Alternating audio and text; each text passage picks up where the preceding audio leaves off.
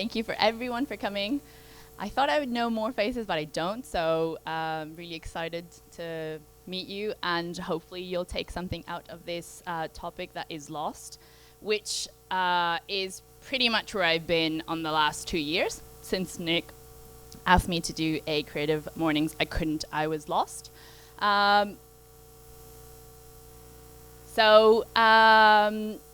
If there's one thing I want you to take out of this talk is this map that I've been slowly crafting throughout the years of the realm of Lost, and it has a lot of daunting places that I keep being dragged into. And I will talk about some of these places and some of these experiences that I've had throughout the years as a creative, as a new mom, as a Colombian living abroad, and in the hope that you will take this map and it might help you, find yourself out of the kingdom of Lost when you are stuck in there. The first one should be lost in translation, and I think for those that know me, they know that this is my constant state. It really started when I was 16. I moved from Colombia to France, and when you look at little expressions of how you describe being lost in French, they're just weird and wonderful. So let me show you some of these. You have a mer de noir that is literally in a black shit. So if you're in the Lost, that's where I landed. I was there in that sea. This is really weird. I don't know why it exists. Être à l'ouest means that you are in the west. So apologies for anyone from the west. In the west, don't know what that is, but that means you're lost. And Bordel de Merde, which is a brothel of shit, which is that little place over there, is another place that I, slept long nights for a long period of time. Why was it so hard? So this is me somewhere there, I'm not going to point out, traveling with 10 other Colombians to France back in 2002. I was 16. What were my parents thinking? I did not speak French, and I thought it was cool, a sabbatical year and whatnot. But let me put this in context. 2002, 2004, Facebook came out. 2007, the iPhone came out. So really, back then, waiting for an email from my folks meant I was waiting for the long-lost love letter or something. It was dark times of the internet. That being said, now traveling is mega, mega easy. My family's a mere click away. I chat to my folks every day. Well, kind of every day. At the top is what our calls look like, put on hold all the time. And on the bottom is all of the talks, all of the calls that they never pick up. So, technically every day, right? That being said, that trip is in the south of France. Then I moved to Paris, kind of sparked a curiosity to see the world. So I moved to Barcelona, Buenos Aires, London, recently Sydney, a couple of years ago, 6 years ago, and very recently, 7 weeks ago, to Launceston. So it has really sparked a curiosity of what is there in the world, and it's not just traveling, it's really living and becoming at one with the place. I'll be one in Tasmania very soon. It's also made me have an appreciation for languages that I never thought I had. These are what are often referred as Joisms. I am inventing a language constantly, and as long as you get what I'm saying, it's all right with me. I remember, frying 2 fish in one go makes so much sense. Why have to use 2 phrases when you can use one? This was a really big shock when I realized that attention spam was attention span. Spam is so much better. It's spam. And this one, I don't know, for years I thought it was black cops. And I would just imagine black cops, and then it's black ops. What is that even? So, yes, I'm constantly inventing it, and that's just, because I lived in the kingdom of Lost, and I was lost in translation, and English is not my first language, as you can see, and neither is French, so there you have it. That sabbatical year in France was, to put it bluntly, fucking hard.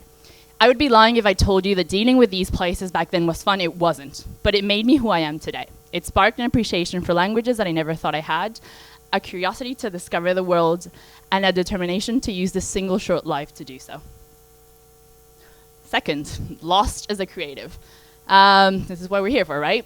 And And on this section, I'll talk about it in two ways. The first one is literally being lost in the creative process itself. I'm pretty sure you're all familiar with Struggle Town over here and the Shit Creek and whatnot. And the other is when you're lost as a creative, as the place of a creative in the world. So I'll talk to that. It's a bit more deep. So here, when you're in the creative process, you know, Struggle Town, like that town that's kind of struggling, is pretty much where we start every time we start a project. We are also very familiar with going to Shit Creek, and then if you go further up, you're, you know, Upper Shit Creek without a paddle. It's very familiar.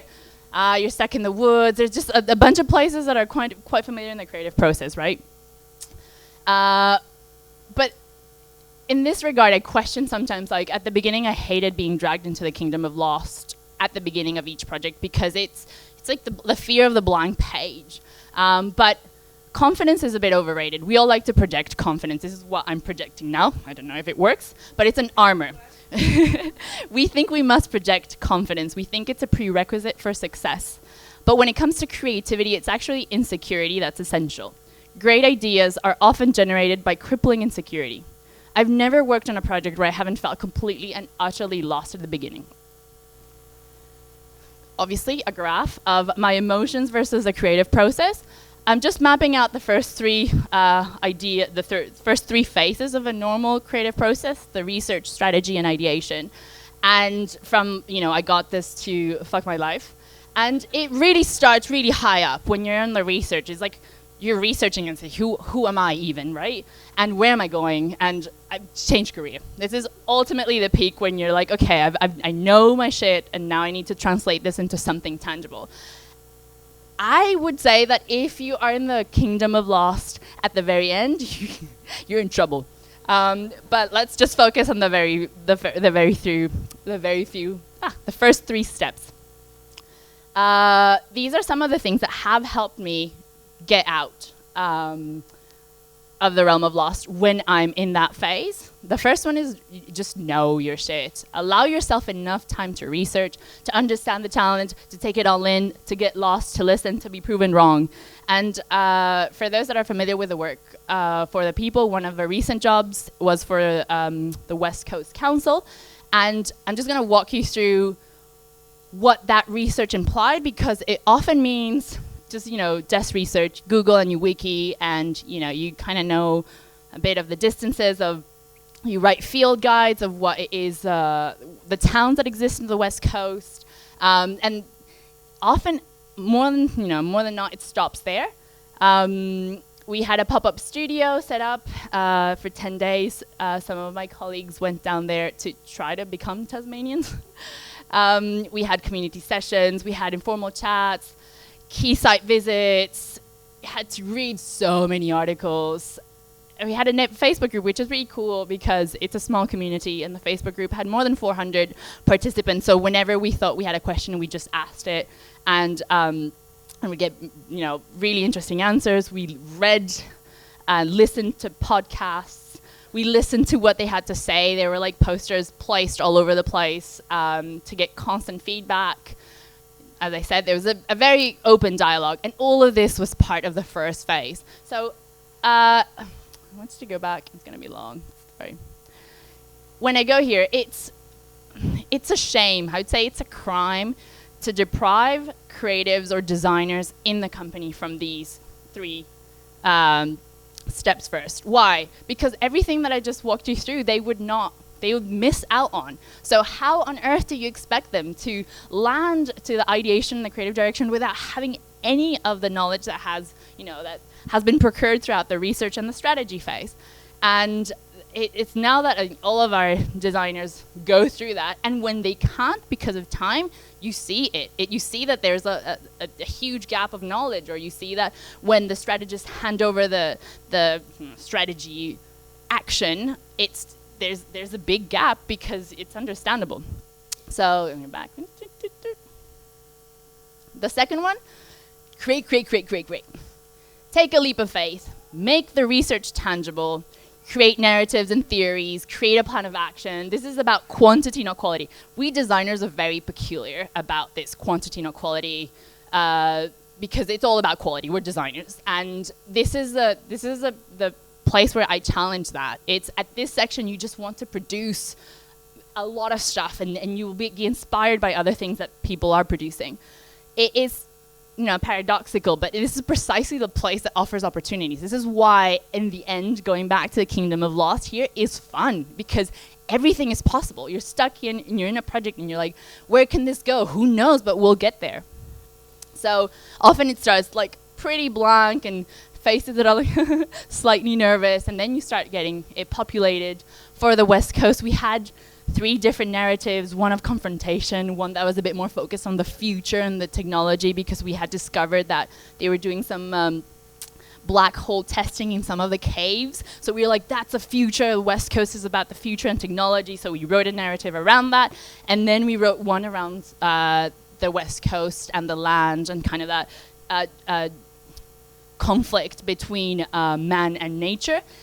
And all of these were true narratives. We weren't inventing them, but eventually, after working a bit with them, we realized that the third one was the one that we went ahead with. That's like, there's writers writing this, there's strategists putting ideas, there's designers designing to all of these. So it's creating, and it's not just the designer's job, it's everyone's job to do the ideation phase. And this is what the West Coast could have looked like, or this is what it looked like at once upon a time. It was inspirations from left, right, and center. We had Wes Anderson. We had systems. We knew that the badges were a thing right from the start. We kept on going with that. I'm not going to show the end result. You can go see it elsewhere. But this is kind of like what I'm more curious is how we got there. And the final one is lean on others. It's a cliche, but everyone, trust that everyone's doing the best they can. And ask for help, raise your hand. You're not on this alone. I don't think anyone in the creative process that has gone to the realm of Lost has gotten out of it by themselves. So just, lean on others. The second one is Lost as a creative. And this is more of a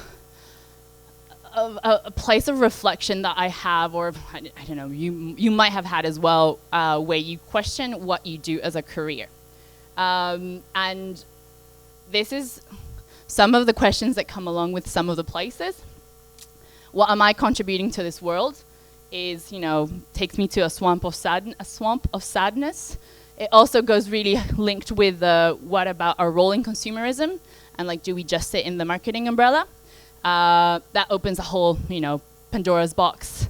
Are we all selfish and self-involved? I get, this is the chamber of echoes. I get that often when I hear some of the comments from our peers online. Trolls, evil people. It's like, why are we like this? Can design be political? It almost feels like sometimes design is just, sitting at the edges, and it's like we have a responsibility to be political, to be vocal. We have I don't know, it's a great job to be in today's world, and I often, look at it and sometimes see it for the superficialness, if that's a word, and I get really depressed. Can design do good? And can it really do good? Can it really change lives? Can it really change behaviors? Are we just working with the people that can? All of these questions get asked, I'd probably say once every 2 years, where I just have a bit of a faith crisis on the design front. And the worst place of all is the waiting place. And that's a little nod to Dr. Seuss, where you just sit there and scroll. You do nothing. You expect others to change the world for you. And that is a very selfish, but also irresponsible. And it's just, you have to do something. Even if it's on your own world, you have to design thinking for accessibility. You have to design, even if it's your studio, empower women, empower diversity, whatever it is, the scale that you want to get this, you have to do something about it, because the world is going to shit. So when I see this, I don't really have a way out. I don't have techniques that take me out of there. I know I come here often, and I know this is a good place to be when I come here and have these questions, because it adjusts my moral compass into what what am I doing and how I'm going to project my next 2 years. The last one, now if we're going deep, let's go deeper, is lost as a mum. So I had a little, no, let's go back. So this place has taken me to areas in the realm of loss that I didn't know existed. I thought up until this point that I was really comfortable in, I know that I go there, I know what to do. Lost is a place that I like to be in. I like to be lost geographically. I like to be lost in translation. I like to be lost as a creative. But all of a sudden, I went back there and I was put in this place by myself that I'm like, what is this even? And I was trapped in the Valley of Doom. I saw the Mountain of Despair. I swam in the Swamp of Sadness. It's kind of like what it looks like. There's shit storms everywhere happening over there. There's dead ends. It was a really scary place to be. And why was it so hard? So let me start from the beginning. It started for me when I found out that I was pregnant, and I didn't find out with like that beautiful, it's blue or red or 2 stripes or 1 stripe. I found out because I was throwing up like a maniac, and I was like, this is what morning sickness is, right? You've heard about it. Everyone's heard about it. Then quickly realized, okay, morning sickness is, it's been tense. And eventually realized that it wasn't morning sickness. It's a thing called hyperemesis gravidarum. It sounds very like spell-like, something Hermione would say. It is morning sickness on steroids. It's it's throwing up 18 to 20 times a day. It is not being able to go to the bathroom because you can't and you throw up in your hands. It was really hard. Hang on. Okay, so it's 7:30, and it's around this time where the nausea really kicks in. So I'm lying down in bed with like 10 pillows, so that I'm not completely lying horizontally. But I'm just hoping that this goes away. I can't take a tablet until 8 o'clock. Because it's only normally like 4 hours between tablets. But I hate it right now because it's like I can feel, I don't know if when you throw up, you feel like a lot of saliva all of a sudden in your mouth, and the saliva is really warm, and that's disgusting. I have no idea why I have recordings of this. This is some weird past Joe idea. I have loads of them, and and hearing them is like, wow. It was in the thick of it, and the nausea was constant, and the throwing up was pretty bad. That's how my colleagues found out that I was pregnant. That's how I found out that I was pregnant. And it's really weird because we're often expected to smile through pregnancy, through pregnancy complications, because there's a happy reason for them, but it doesn't always work that way. I went to my practical tips of like leaning on to people, but like the people I knew had not been through that. So they were like, it'll get better. It doesn't. Hyperemesis lasts, or at least for me, it lasted until I was 9 months, until she was out. So it was pretty intense. And I'm sort of private, so being able to write a post like this on a open forum is a big deal for me. But I got a lot of replies, a lot of people that had that were going through similar things. So that just gave me a bit of like, okay, I'm not by myself, right?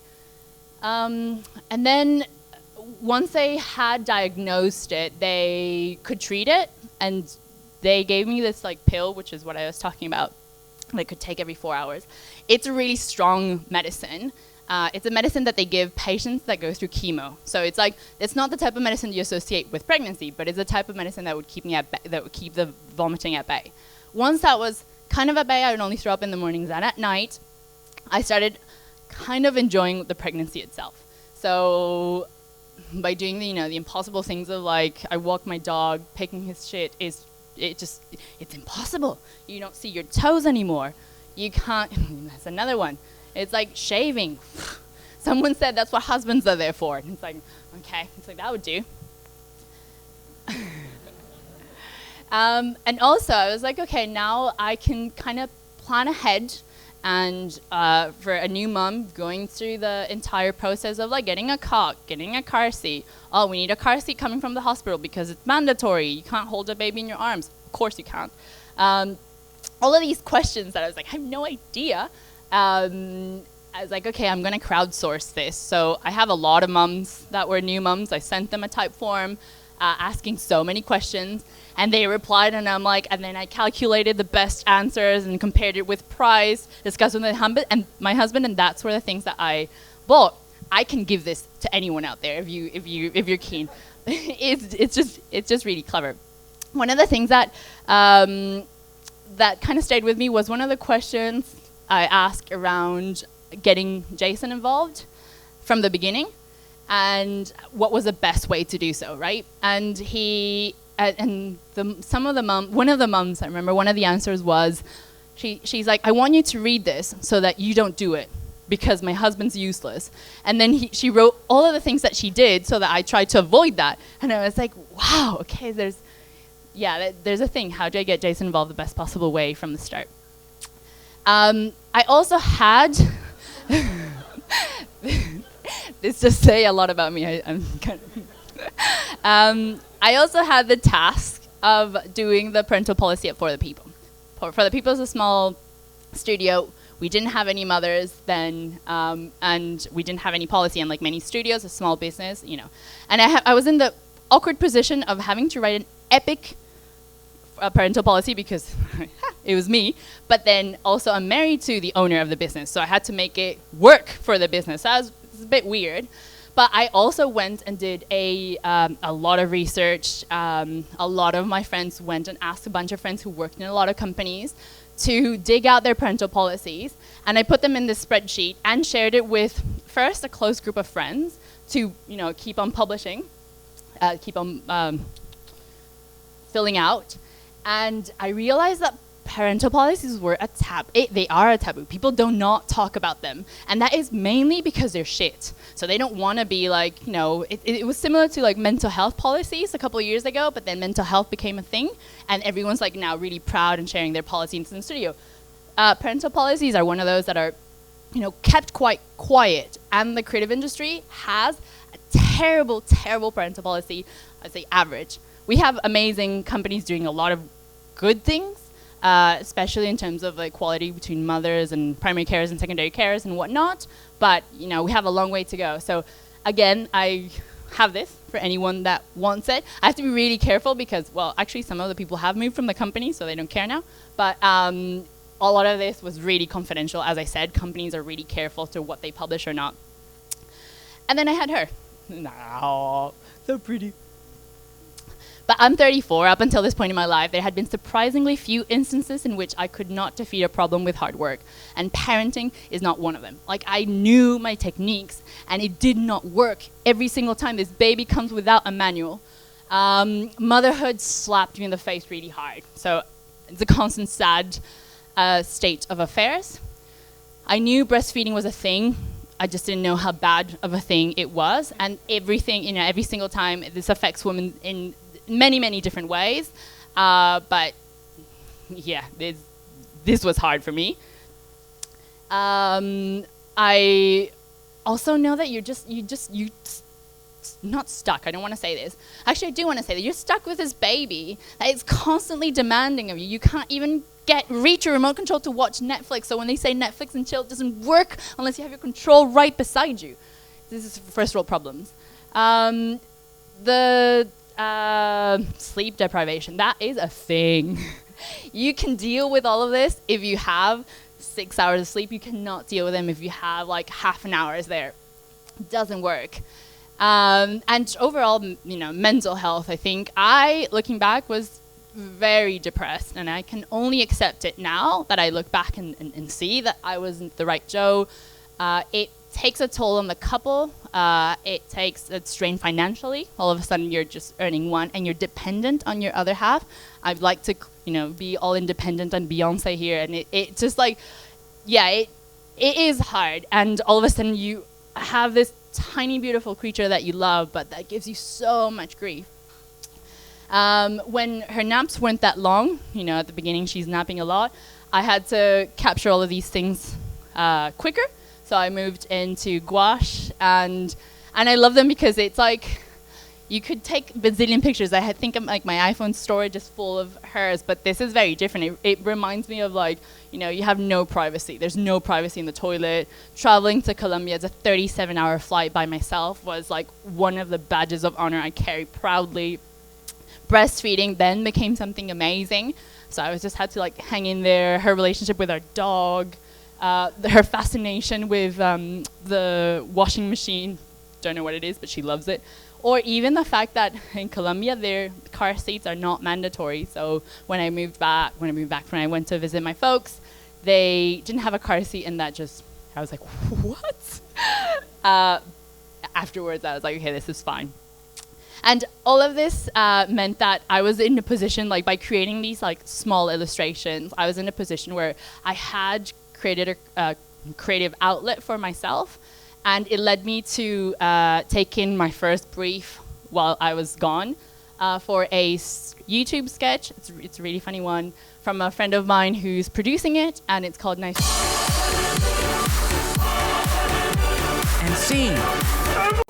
And you could see how a lot of the, these illustrations aren't mine, but a lot of there's a great illustrator that I work with, but a lot of the kind of like the feel comes from the sketches that I was doing throughout, you know, the months that I was away. So now I see it, I'm like, that's where it came from.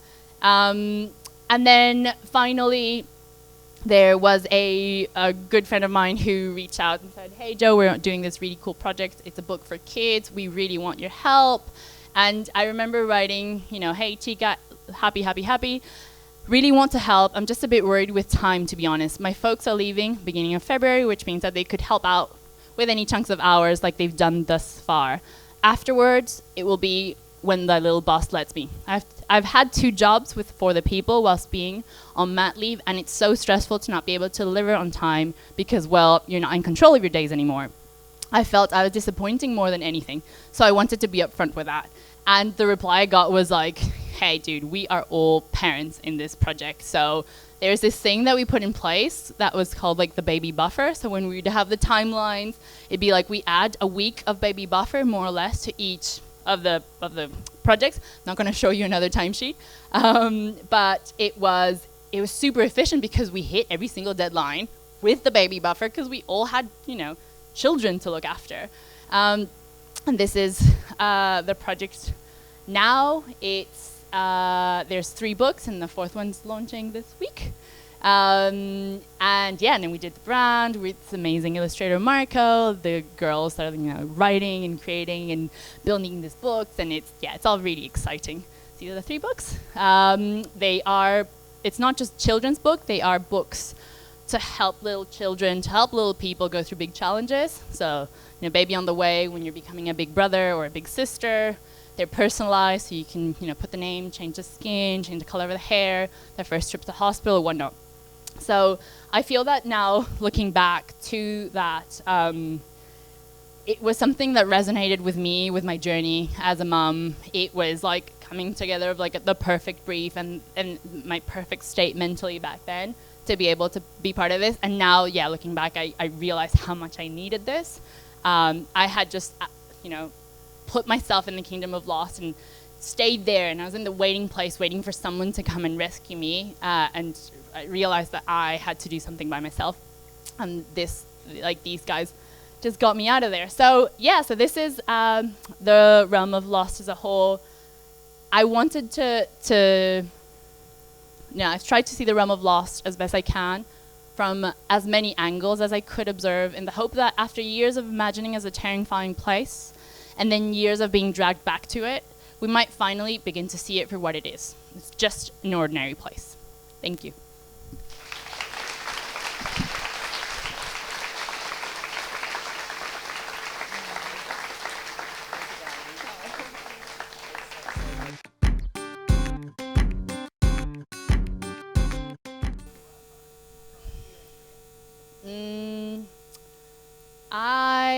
in the near future, long-term future, I am desperate to get my hands on something back at home. Like there's like the fact that I left really young has been of like a bit of an identity crisis for me. Didn't go into that path because it's too long, but it's meant that I feel a bit like I have to go back and do something for. So there's like a call to motherhood of sorts that I know that's going to happen.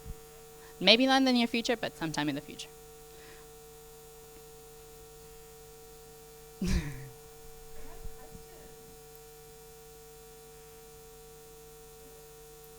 Yep. Oh, yeah. Great question. So we have set ourselves a couple of objectives. So 7 weeks in, it's a bit new, but Tasmania has like so much potential and great internet. And it's so true. I was trying to send the presentation yesterday and it took me 3 hours. Anyway, so the idea is like Tasmania is a great place to be creative. It has everything creatives need. It's just a lot of the creatives are lost to the mainland, or a lot of the creatives that study in Tassie just move away because there's not that many options to go to. There's like really cool pockets of people starting to do some now, and that's why we're there. We're like, we have with the West Coast project have great relationships with the government, and we have more exciting projects coming up from Tassie. But that was like the excuse, and then all of a sudden it's like, okay, this is a place that could have so much potential, and yeah, we could compete with Sydney and Melbourne in terms of a creative hub. So it's just, yeah, trying to build that. Anyone else? You're crazy?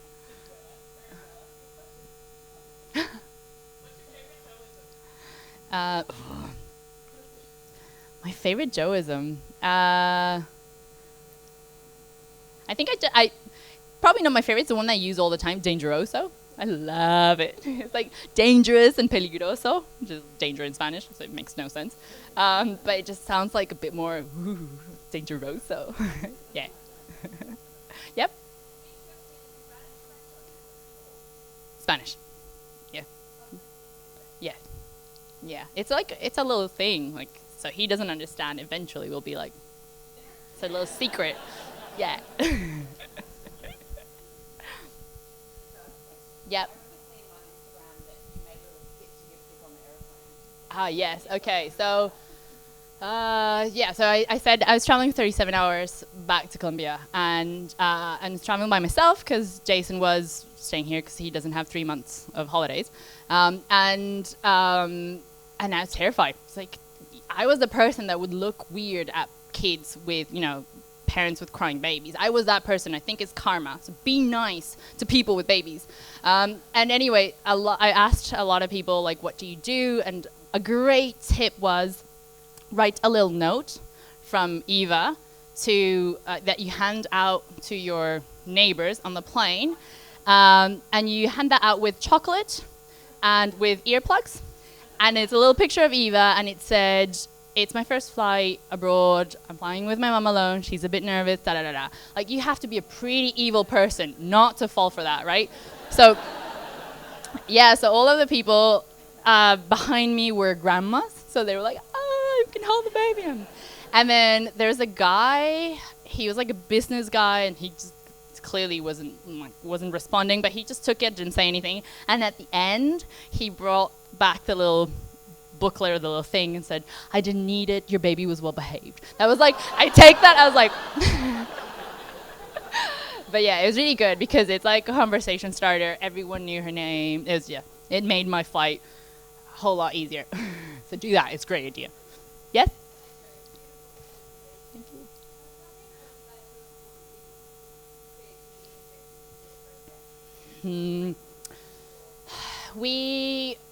I think we hire great people. Like, it is, like, the people that hire, like, I look around, because they're all here, so I have to be nice, but they are, I think someone said it a couple of years ago, for the people, we want to be able to have a place where they can come and be 100% themselves, and I feel that comes with super quirks and super weirdnesses, and that if you're comfortable enough to have that place, you'll be comfortable enough to like accept and share ideas or whatever. A lot of people, or a lot of my previous jobs, I had to be one person at work. Normally that used to be a boys club, so I had to be a bit more boisterous and had to like, you know, be part of it to be kind of accepted. And the fact that I don't have to do that, I've dropped my armor to be able to just be myself, be vulnerable, be scared, be grumpy, be a nerd, be like explore other people's thing, I think is what makes for the people quite creatively interesting. That would be my answer. Yep.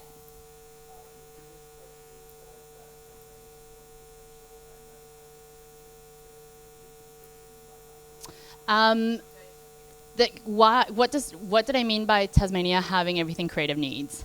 And I feel that Tasmania's Launceston specifically is very slow, and that's a really good thing. It's like the slowness makes you be able to think, and it goes hand in hand with like the Kingdom of Lost in a way. In places like Sydney, Melbourne, New York, London, everything's just happening so fast that you just get caught up in the whirlwind and whatnot. So the fact that it's slow, the fact that it's like a place where you can be yourself. Because you take that time to design, you can identify who you are. It's really weird because I don't know how to explain. A lot of places, I feel like you're more pretend, or you have an online persona or whatnot. And in Tassie, you don't have to have that. And hopefully it will stay that way. Like if a lot of people decide to go over there, and I wish that's the one thing it doesn't change. And also from the size of it, it's relatively small. It's a small town that has a lot of good things, but also a lot of bad things. But because of that, it's almost like you don't waste time commuting. You don't waste time scrolling in between some of the Instagrams. You really have time to like appreciate life, appreciate yourself, think what you do. And I think it's a great asset to have. That plus the internet. Really good. Yes? Back? No, sorry.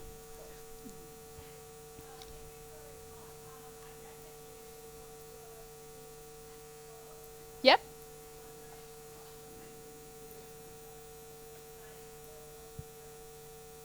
What was the question? Sorry. Yep.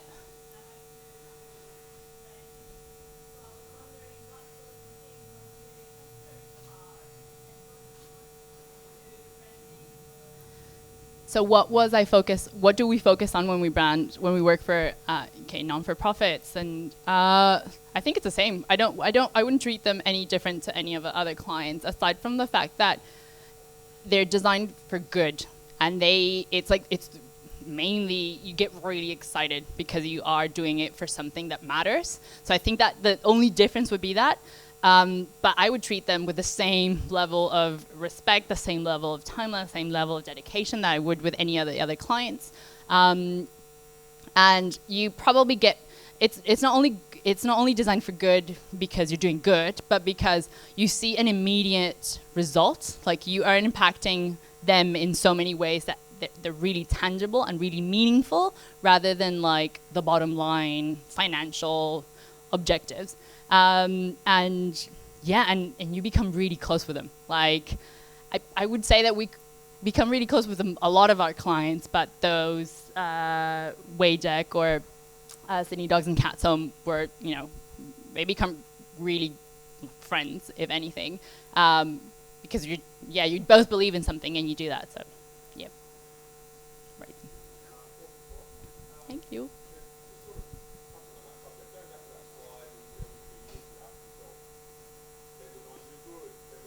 Mm-hmm.